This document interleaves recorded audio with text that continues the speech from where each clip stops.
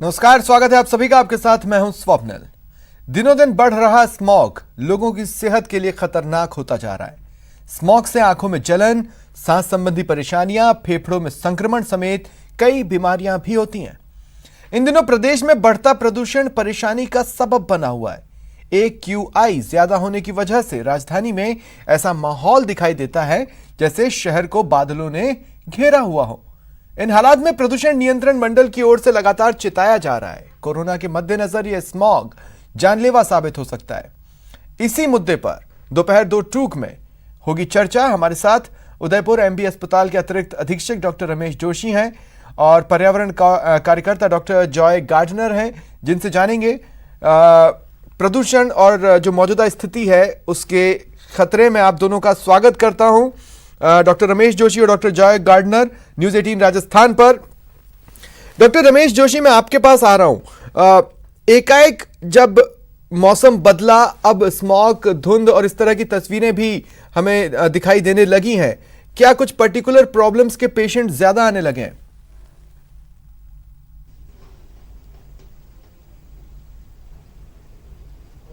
Doctor Ramesh Joshi, आप connected हैं मुझसे?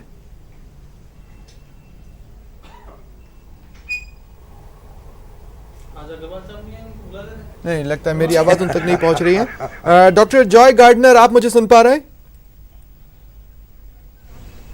जी डॉक्टर जॉय, देखिए जिस तरह के हालात बन रहे हैं, मैं एक बात कहना चाहता हूं। हमें एक बहुत गोल्डन पीरियड मिला था लॉकडाउन का। लॉकडाउन के साथ ऐसा लगा मानो प्रदूषण पर भी लॉक लगा हो, लेकिन हम उस पीरियड, उस वक्फे का कोई सही इस्तेमाल नहीं कर पाए, या कोई पॉलिसी नहीं क्रिएट कर पाए, या कोई स्टेप्स डिसाइड नहीं कर पाए। और खामियाजा ये है कि हल्के से अनलॉक के बाद ही हमें तकलीफें होने लगी। बिल्कुल सही बात है। जब ये लॉकडाउन था उस टाइम पे हमारा जो AQI था वो लाइक 70 के आसपास करीब पहुंच गया था जयपुर का।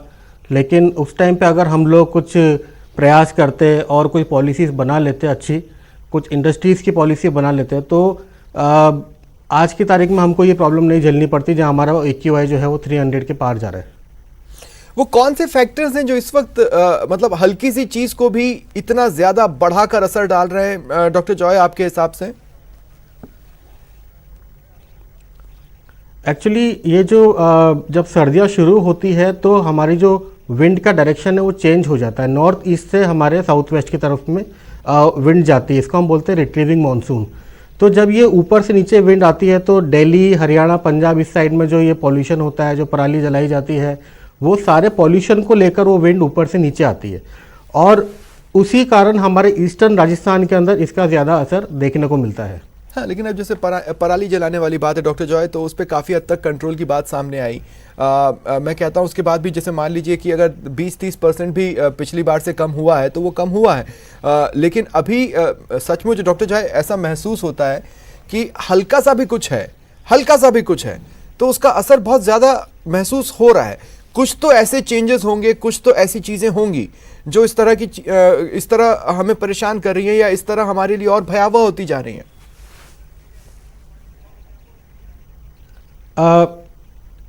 फॉग के साथ में जब ये स्मोक मिल रहा है तो ये स्मोक बन रहा है, ये एक प्रॉब्लम है।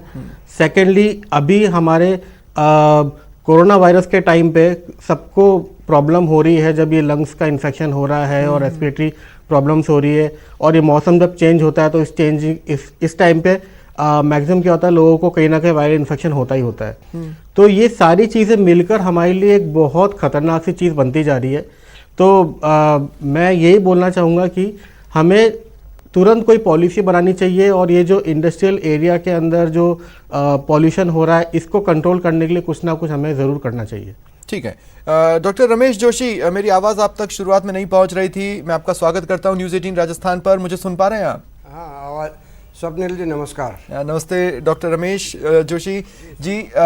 डॉक्टर रमेश, एक बात मुझे बताइए, जब ये मौसम चेंज हुआ और एकाएक ये स्मॉग, धुंध, कोहरा ये खबरों में आने लगा, कुछ पर्टिकुलर प्रॉब्लम्स वाले पेशेंट्स की संख्या बढ़ी?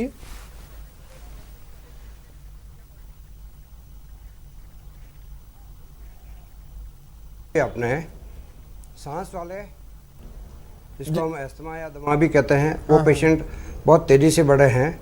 एलर्जी वाले पेशेंट बढ़े हैं, और ख़ास तौर से जिनके फेफड़े पहले से ही कंप्रोमाइज है, खास जो विलेजर्स हैं, लंबे समय से स्मोकिंग करते आए, दमा था लेकिन उसको नेगलेक्ट करते आए, फेफड़ों की जो इलास्टिसिटी है वो ख़त्म हो गई, कम हो गई, उसको हम लोग COPD कहते हैं। तो COPD वाले पेशेंट अभी बहुत परेशान हैं। खांसी, सर्दी, जुकाम और बुखार वाले पेशेंट नए और बड़ी हुई मात्रा में आ रहे हैं, क्योंकि मौसम में ये बदलाव है, और कोरोना वायरस के साथ साथ दूसरे वायरस भी पूरी उस पे एक्टिविटी पे हैं। हाँ, मौसमी बीमारियां तो डॉक्टर रमेश अपनी वो जगह भी होती हैं। सांस देखिए, वाले मैं पेशेंट पूछना को क्या चाह रहा हूँ, दरअसल देखिए, जिसको एलर्जी है जी, उसको या तो उसकी एलर्जी का ट्रीटमेंट पहले हो चुका होता है, या फिर वो एलर्जी परस्यू कर जाती है, कंसिस्टेंट रहती है, साल भर उसको सावधानियां बरतनी होती हैं, जिंदगी भर बरतनी होती हैं। मैं उस लिहाज से पूछ रहा हूँ कि ये जो लॉकडाउन पीरियड में भी जिसको एलर्जी रही होगी उसको एलर्जी अभी भी है, लेकिन अब वो क्या फैक्टर्स हैं प्रदूषण को मिलाकर जो उन्हें परेशान कर रहे हैं? क्या ऐसे केसेस आए हैं?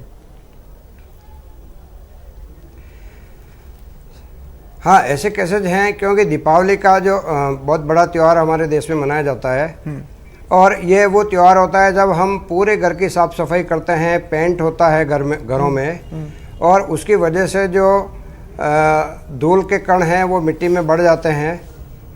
पेंट्स की वजह से पेंट के जो कण हैं वो बढ़ जाते हैं, और ये एक बहुत बड़े एलर्जन का काम करते हैं। साथ ही वैश्विक महामारी जो चल रही है, इसने हज़ारों लाखों बीमारों को फेफड़ों की एक परमानेंट बीमारी दे दी है, जो सांस लेने की जो कैपेसिटी है उनकी, या ऑक्सीजन और कार्बन डाइऑक्साइड के एक्सचेंज की जो उनकी क्षमता है, उसको काफ़ी कुछ कंप्रोमाइज़ किया है।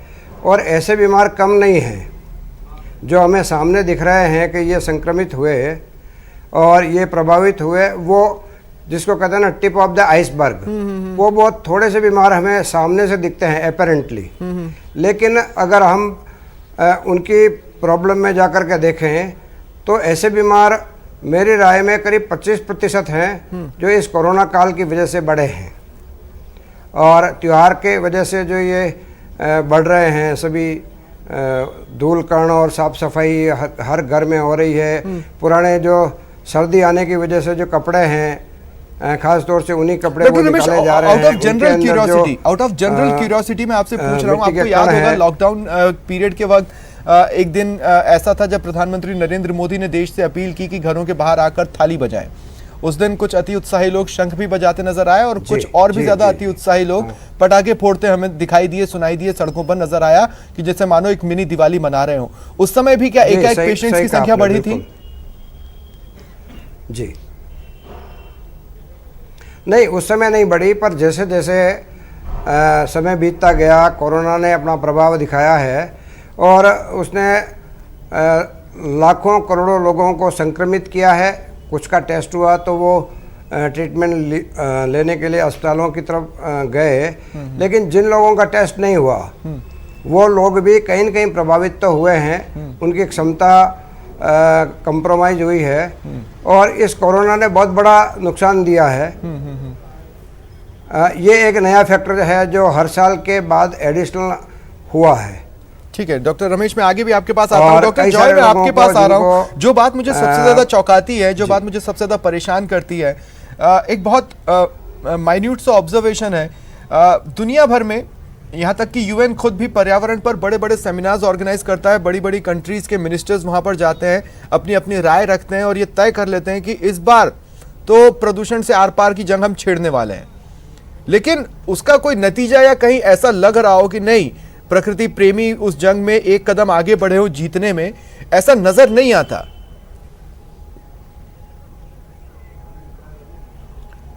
हाँ, बिल्कुल भी ऐसा कुछ भी नज़र नहीं आता है, क्योंकि ये सारी चीज़ें पॉलिसी लेवल के ऊपर कई बार बन जाती है, लेकिन ग्राउंड के ऊपर उनका इम्प्लीमेंटेशन नहीं हो पाता। हमारे पास भी 3-4 कुछ इस तरीके के पॉल्यूशन रोकने के लिए एक्ट्स बने हुए हैं, लेकिन उसका ग्राउंड के ऊपर कुछ भी रिजल्ट नज़र में नहीं आता है।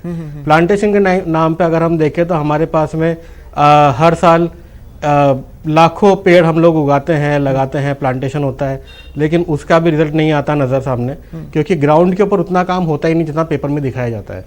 सो टेक्निकली देखा जाए आज भी राजस्थान जो है उसका टोटल फॉरेस्ट कवर जो है वो 10% से कम है, जबकि प्लांटेशन जो हुए हैं उसके हिसाब से हमको 14 के ऊपर होना चाहिए था, लेकिन स्टिल इट इज़ अंडर 10%।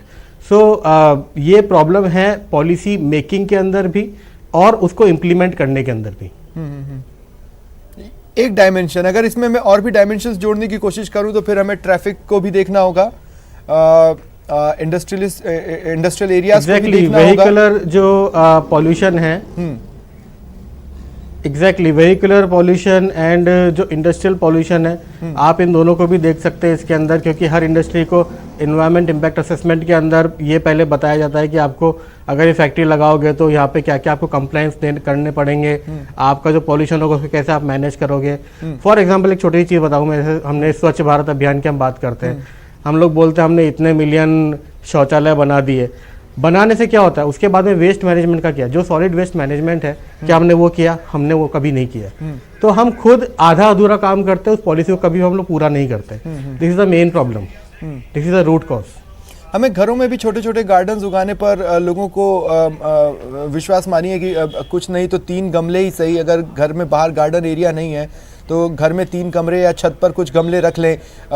इस टाइप की चीज़ों के लिए प्रोत्साहित करना चाहिए, लेकिन ये चीज़ें भी धरातल पर बहुत ज़्यादा नज़र नहीं आती। कुछ लोग जो रखना चाहते हैं रख लेते हैं, लेकिन ऐसे ही वो दिन होते हैं जब शहरों में बड़े बड़े पार्क्स को लोग मिस करते हैं। वो एरियाज अम्यूजमेंट पार्क्स में बदल गए, वो पेड़ पौधे वाले पार्क्स नहीं रहे। डॉक्टर जॉय, मैं एक बात और आपसे पूछना चाह रहा हूं कि आपने देखा है कि एक बड़ी समस्या लोगों की आदत नहीं बल्कि उनकी फितरत भी है, वो भी शायद चीजों को और ज्यादा मुश्किल बना देती है। हमको छोटे छोटे लेवल के ऊपर छोटी छोटी चीज़ों को प्रमोट करना चाहिए। फॉर एग्जांपल मैं आपको एक बात बताऊं, मेरा छोटा बच्चा है 5 साल का, मैंने एक पेड़ मेरे को किसी ने गिफ्ट किया, मैं उस पेड़ को जाके घर में रखा और मैंने उस बच्चे को बोला इस पेड़ की जिम्मेदारी आपकी है, आप इसको पेड़ को डेली आप पानी डालोगे। तो एक जिम्मेदारी हमने उस बच्चे को दी, हम आने वाली जनरेशन को क्या दे रहे हैं, क्या सिखा रहे हैं, that is very important thing. तो अभी तक जो लोगों की फितरत है वो क्या है, अरे पेड़ तो एक काट दो, कोई नहीं पूछता, रेड लाइट के ऊपर कोई पुलिस वाला नहीं खड़ा हुआ तो निकल जाओ। This is the mentality. हमको ये मेंटेलिटी बदलनी होगी, हमको लॉस के अंडर में रहकर काम करना होगा और हमको अब टाइम है, एनवायरनमेंट को प्रायोरिटी देनी पड़ेगी, एनवायरनमेंट के लिए सोचना पड़ेगा। नहीं तो 2025 तक एक एस्टिमेशन है कि ओनली दिल्ली के अंदर 30,000 लोग मर जाएंगे ड्यू टू एयर पॉल्यूशन। आज की तारीख के अंदर इंडिया में जो बीमारियों से लोग मरते हैं उसके अंदर सेकंड नंबर के ऊपर मैक्सिमम जो लोग मर रहे हैं वो मर रहे हैं पॉल्यूशन की वजह से। सबसे ऊपर शायद हाई ब्लड प्रेशर है, सेकंड इज पॉल्यूशन। सो जब हमको पता है कि पॉल्यूशन इतना प्रॉब्लमेटिक हो रहा है और हमारी हेल्थ के ऊपर असर पड़ रहा है, एक और चीज है, मैं आपकी बात में ऐड करना चाहता हूं, इमरजेंसी हमारे पहचान में ऐसे लोग होंगे या जिनको हम नहीं भी जानते होंगे, विदेशों में जाते हैं, लौट कर आते हैं और अपने अपने अनुभव बताते हैं कि वहाँ आसमान कितना साफ दिखता है, वहाँ की हवा कितनी बढ़िया लगती है, लेकिन वो ये नोट करके नहीं आते कि लोग वहाँ पर क्या क्या कर रहे हैं और गवर्नमेंट उनसे क्या क्या करवा ले रही है, जिसके बाद वो सड़कों पर उतर कर फालतू के प्रदर्शन नहीं कर रहे हैं। ये भी एक फैक्टर है जिसकी तरफ ध्यान जाना चाहिए। डॉक्टर रमेश, अब मैं आपके पास आ रहा हूं। डॉक्टर रमेश, इस दिवाली पीरियड में, इस खासकर ये 5-6 दिन के पीरियड में मैं आपसे जानना चाहता हूं कि लीस्ट हम क्या एक्सपेक्ट करें और वर्स्ट क्या हो सकता है?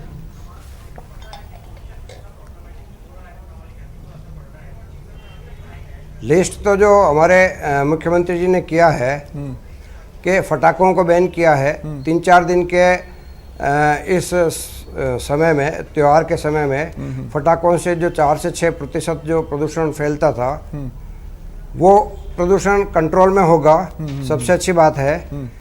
लेकिन इसके बाद भी जो आपने अभी एक इशू उठाया था ना कि हर घर में कम से कम 2 गमले 3 गमले लगने चाहिए।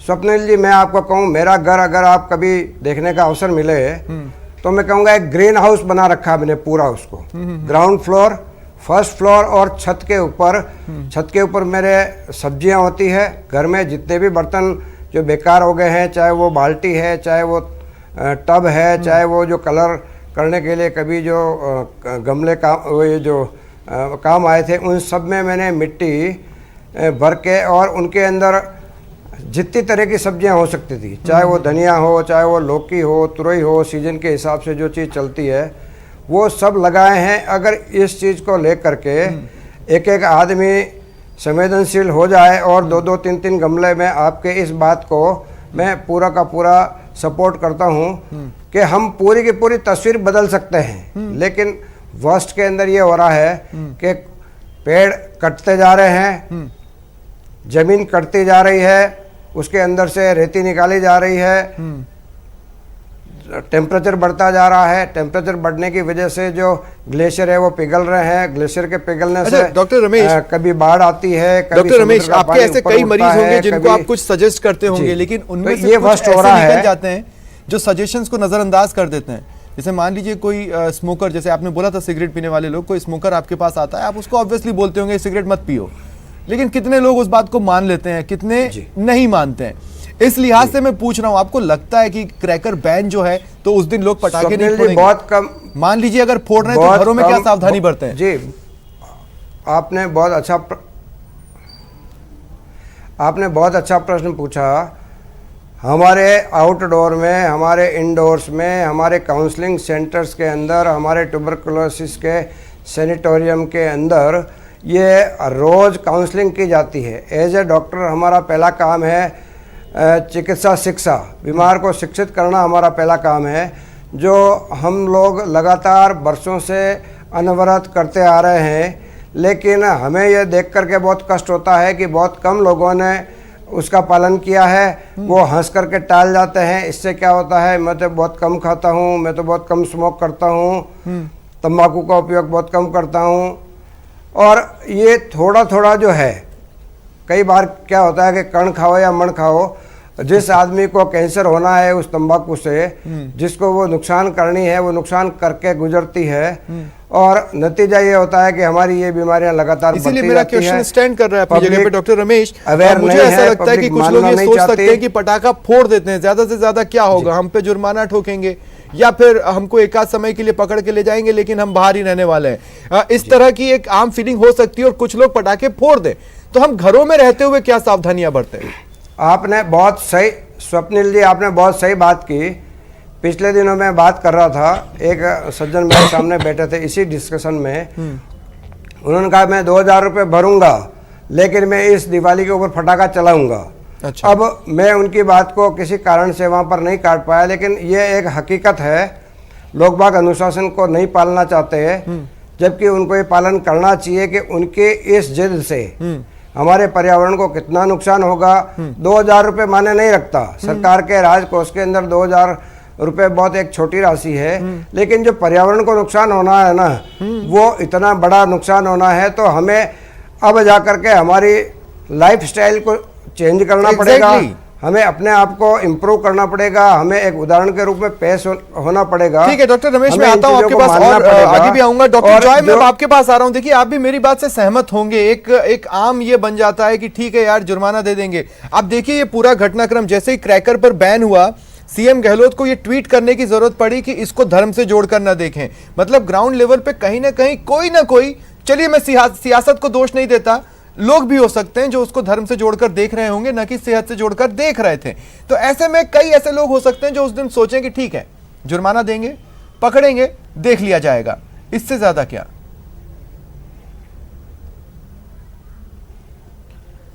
ऐसे लोगों को अगर वो अपने बच्चों को देख ले तो उनको ये समझ में आएगा कि हम इनके लिए क्या छोड़ के जा रहे हैं। अगर वो लोग आज पटाखा फोड़ रहे हैं तो उसका असर खाली आज नहीं होने वाला है, ऐसा नहीं है। उनको दिखता है धुआं उड़ेगा और धुआं खत्म हो गया हवा में, लेकिन उसका असर यहाँ पर रहेगा और वो एक लॉन्ग टर्म में जाकर भी उनके बच्चों को, उनकी पीढ़ियों को भी असर कर सकता है। क्लाइमेट चेंज एक बहुत छोटा सा टर्म, जो कि लोग सोचते हैं क्या क्लाइमेट चेंज, इसमें क्या गर्मी बढ़ जाएगी, हम एसी चला लेंगे। आज की तारीख में, अगर आज की तारीख में आप 0 कर दो कार्बन एमिशन, तो अभी आप क्लाइमेट चेंज को नहीं रोक सकते। वो होकर ही रहेगा, वो हो रहा है, वो चल रहा है। और ये छोटी छोटी चीज़ें जो होती है, ये उन सब चीज़ों के अंदर इंक्रीज कर रही है। अभी हम छोटी सी हेल्थ को लेकर बात कर रहे हैं कि इंसानों की हेल्थ को ये हो रहा है, हेल्थ इमरजेंसी लगनी चाहिए, हमारे देश को लेकर बात कर रहे हैं। लेकिन ये छोटी छोटी चीज़ें मिलकर एक बहुत बड़ा पहाड़ बन रही हैं, जिसको हम लोग क्लाइमेट चेंज के नाम से जानते हैं। और जो हमको दिख रहा है, वो जैसा सर ने अभी बोला कि it is only the tip of iceberg, उसके नीचे जो चीजें दिख है जो हमको दिख नहीं रही हैं अभी, वो भी आने वाली है जल्दी। अच्छा, ये भी बड़ी अजीब बात है कि बचपन में जब ऑक्सीजन टर्म नहीं सुना होता तब स्कूल बता देता है कि आप जो सांस लेते हैं वो ऑक्सीजन है और आप जो छोड़ते हैं वो कार्बन डाइऑक्साइड है। वो ये बता देता है कि पेड़ हमारे लिए क्यों ज़रूरी है। यहाँ तक कि हो सकता है ग्रेजुएशन तक भी कोई इस बात को याद रख ले, उसके बाद उसके लिए ऑक्सीजन और कार्बन डाइऑक्साइड महज एक गैस में बदल जाते हैं, उससे ज़्यादा कुछ रह नहीं जाते। डॉक्टर जॉय, एक बात और मैं आपसे जो पूछना चाहता हूँ वो ये, सभी ने महसूस किया है कि हाँ मौसम बदल रहा है। मुझसे कई ऐसे लोग जिन्हें ज्योग्राफी नहीं आती या जिन्हें वेदर से रिलेटेड कोई इन्फॉर्मेशन नहीं है, वो भी ये बोलते मुझे दिखाई दिए कि 15 से 20 दिन हर मौसम ऐसा लग रहा है कि लेट आ रहा है, जो कि सच है, ये हुआ है और ये अब वर्ष की तरफ जा सकता है। बेस्ट वे है कि हमारे पास या तो सरकार पॉलिसी थोप दे और जबरदस्ती करा ले, क्योंकि इंडिया में मैक्सिमम लोग ऐसे हैं जो लातों के भूत हैं, बातों से नहीं मानते, और या फिर लोगों को सेल्फ में अवेयर होना पड़ेगा। अभी हम जो बात करते हैं कि मौसम 10 दिन या 15 दिन के लेट आ रहा है या पहले आ रहा है, वो सब एनवायरमेंटल डिग्रेडेशन की वजह से हो सकता है या फिर कोई और फिजिकल इम्पैक्ट भी हो सकता है। क्लाइमेट चेंज एक बहुत अलग इशू है। क्लाइमेट का डेफिनेशन होता है as per World Meteorological Organization, climate is a term जब किसी एक पर्टिकुलर जगह पर 30 ईयर्स या उससे ज्यादा कोई एक सिचुएशन बनता है। लाइक जैसे हमारा पहले चौमासा बोलते थे, 4 महीने तक बारिश होती थी, आज कितनी हो रही है? 52 दिन बारिश हो रही है। तो पहले 4 महीना बारिश हो रही थी। अगर ये 52 दिन बारिश 30 ईयर्स तक होती रहे और 30 ईयर्स के ज्यादा होती रहे तो हम बोलेंगे कि हाँ यहाँ का क्लाइमेट चेंज हो गया है। तो इस डेफिनेशन के हिसाब से अगर हम देखें तो अभी तक क्लाइमेट चेंज नहीं हुआ, लेकिन जो हम लोग महसूस कर रहे हैं हमारे आसपास में टेम्परेचर राइज हो रहा है और सब कुछ हो रहा है, ये इंडिकेशन है कि हाँ क्लाइमेट चेंज होने वाला है। तो एक और जो अभी सर ने बोला कि घर में जस्ट खतरे के सामने लगा हुआ है और हम उस गेट पे पहुंचकर दस्तक तो दे चुके हैं और वो गेट खुलने वाला है। डोरबेल तो हम ही ने खुद ने बजाई है उस गेट की। नहीं, हम उस गेट के अंदर एंटर हो चुके हैं। अच्छा। और अब तो वो खाद्य सामग्री आना बाकी है जो हमें परोसी जाएगी।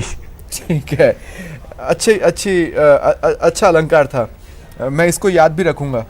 डॉक्टर रमेश, मैं अब आपके पास आ रहा हूं। डॉक्टर रमेश, मैं जो पूछना चाह रहा हूं, देखिए अब सीधे मुद्दे की बात करनी चाहिए कि अब जो भी चीजें हैं, जैसे हम अगर घरों में पौधे भी लगाते हैं या इस तरह की चीजें हैं, वो सब अब आगे की प्लानिंग है। 5 ईयर प्लान, 10 ईयर प्लान की बात ना करूं, मैं इस साल के प्लान की बात करूं तो इस साल हमें दिवाली के 2-3 दिन तक क्या क्या सावधानियां घर के बाहर और घर के भीतर भी रखनी है, वो अगर आप हमारे दर्शकों को बता पाएं।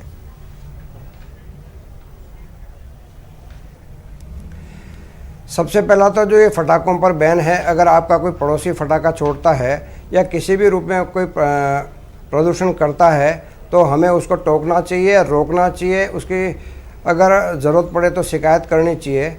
पहला हमारी जो जिम्मेदारी है वो ये बनती है। दूसरा, हम अपने घर के अंदर ऐसा नहीं होने दें, और जो हमारे ऐसे लोग हैं जैसे बच्चे हैं, बुज़ुर्ग हैं, तो उनको खुली हवा में बैठने के लिए प्रोत्साहित करें, और जहाँ पर सीधा ये प्रदूषण का प्रभाव नहीं पड़ता है उस जगह उनको रखें। ये कर सकते हैं। उसके बाद में मास्क पहनना ही चाहिए। अमूमन लोग घर के अंदर मास्क अवॉइड कर रहे हैं, लेकिन और हमारी उस पर्टिकुलर डे पर हमें घर के अंदर भी मास्क पहनने चाहिए। उसके अलावा ये जो अनुलोम, हाँ घर में भी मास्क पहनना चाहिए क्योंकि वो आपको कई सारी चीज़ों से बचाता है। उसके बाद में हमारे फेफड़ों की शक्ति को बढ़ाने के लिए हमें अनुलोम विलोम और ये कपालभाति जैसे जो योग हैं इनको प्रैक्टिस में लाना चाहिए। हमारे हर घर के सदस्य को सिर्फ इतना ही रिक्वेस्ट कर सकता हूं कि मैं ये मानता हूं कि देश में लॉकडाउन के बाद अनलॉक की स्थिति शुरू हो गई और अब अनलॉक भी काफी हद तक हो गया, लेकिन आप अपने आप को अनलॉक ना कर लेना। बहुत बहुत शुक्रिया आप सभी का मेरे साथ जुड़ने के लिए। फिलहाल इतना ही, नमस्कार।